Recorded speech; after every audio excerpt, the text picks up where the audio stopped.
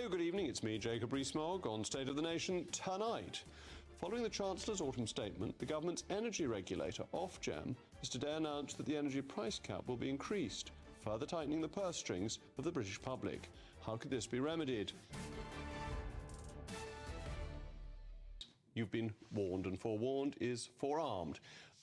On the day after the Chancellor, Jeremy Hunt, delivered his autumn statement, energy regulator Ofgem has announced today that the energy price cap will rise in January, resulting in households paying on average 5% more for their energy bills, amounting to a total of £1,928 a year on average. Ofgem has said that the price increase is due to higher wholesale costs for electricity and gas faced by suppliers.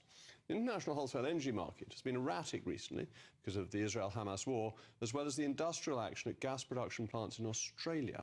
This news puts the spotlight back on our need to reconsider our own energy production in this country.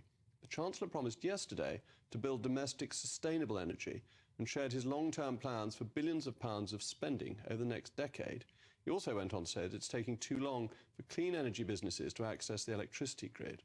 But renewable energy is remarkably expensive, and it will take a long time to get. We need to be extracting as much as we can from the North Sea, and possibly even fracking. In terms of renewable energy, the government has just increased the price it's offering for offshore wind projects to £176 per megawatt hour, nearly double the price that you get for Hinkley Point, which is quite expensive, nuclear power at £92.50, which compares to the spot gas price, which is inflated because of the recent turmoil and because we're not fracking anyway, of £82.44. So the gas spot price is much cheaper than nuclear or indeed offshore wind. So it seems to me that the roads do leave us back to fracking and using the energy beneath our feet. But joining me now is Simon Nash, Managing Director of Green Oil UK, as well as my panel, who you know well. Well, thank you for coming in. These strike prices for offshore wind are extremely high, aren't they? Well, they are, but I do think climate change is important. If we're going to make young people do maths until 18, the least we can do is look after the planet for them. And it is a bit higher, but actually with the volatility of gas prices due to Putin's wars and, well, it all comes from dubious countries, most of the oil and gas, I think the time is to go towards renewable energy. And I would say that I'm in favour of nuclear energy as well, and most environmentalists are. And renewables form over 40% of our power, up from 2% under Tony Blair. I mean, I'm certainly in favour of nuclear power, but with renewables, you're still going to need some gas supply on standby for when the wind isn't blowing and when the sun isn't shining.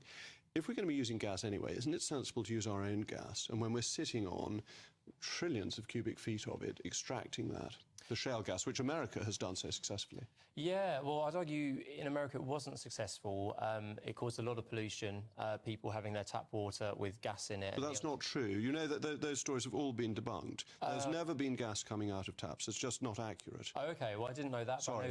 Yeah, that's OK. Yeah. I mean, aquifers have been polluted, and I do think the aquifers, the water stored underground in the UK is a priority to preserve. And secondly, I think having gas on standby is not the long-term solution with renewables. You can store renewable energy by turning electricity into hydrogen, by having giant flywheels, for example. I'm very excited by hydrogen as a long-term possibility, but we're still quite a long time away from that, and it's therefore using gas as effectively as a transition fuel at low cost, because American electricity prices are about half those in the UK, and the American economy has been growing, as you will know, much more strongly than our economy has. I don't think the two are related. Around 40% of UK energy comes from renewables and about 25% from nuclear. And again, it was about 2% a decade or two ago under the previous administration. Therefore, I don't think the relationship between cheap energy and economic growth is a firm one. And actually, growth of renewable energy has been a good thing. Energy prices have always been cheaper in America, largely because they tax them less. And arguably, it results in inefficiency.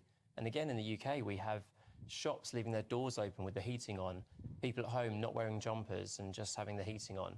Actually, maybe we need more efficiency, and we have an inefficient housing stock. People should be using secondary glazing and making these fixes to reduce energy consumption. That's the way forward. Nigel, you're very sympathetic to this view, aren't you? I am. But £176 per megawatt hour, more than double the gas price, but nearly double the nuclear price, and nuclear's not cheap. Yeah, and the more renewables we have, the price will go down. But unfortunately, that's not true. With offshore wind, the price has just gone up. The government's just put the strike price up by 66%. But if we actually, for instance, if we take Labour's plan that Jeremy Hunt rubbished yesterday, the 28 billion that they want to actually spend on green energy, that will bring prices down. The other thing that would bring prices down, which I'm sorry that Keir Starmer has now shied away from, is nationalising the power industry. Which I'm sure you don't agree with. No, I don't, because how would that possibly bring prices down? It just simply takes the profit margin out of supplying public services. It seems to me that anything that is actually for the public good, a public utility, a public service, should be in public hands. But the profit margin and competition drives lower prices.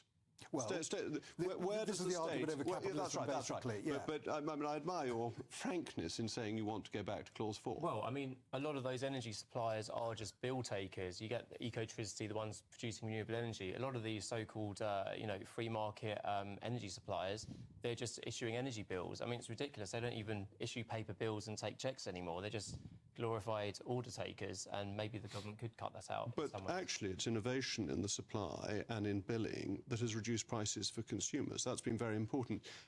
Suzanne, these prices are very high. They're ridiculous.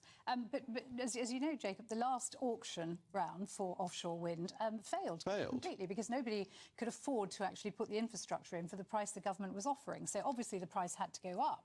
But I think for me, what really annoys me about this is this push towards net zero that nobody's costed. Nobody knows it's going to cost.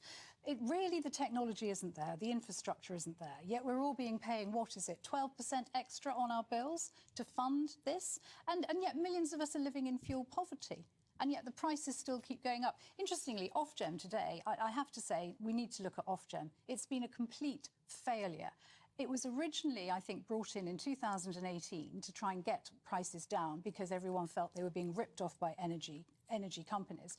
But it's now 70% higher, very nearly, than what we were paying back in 2018. The whole thing's been a complete failure. Our energy policy is a total mess. I agree with you. We should be fracking. We should be looking at nuclear. We should be keeping with oil and gas and arguably coal as well, until we actually have the ability to use these new technologies, which everyone has to support, but to use them in a way that's possible. And keeping prices down. I'll say a word in defence of Ofgem, because my former diary secretary went to be the chief executive's assistant, and so I know there's at least one brilliant person working in Ofgem. Anyway, thank you to Simon and my panel.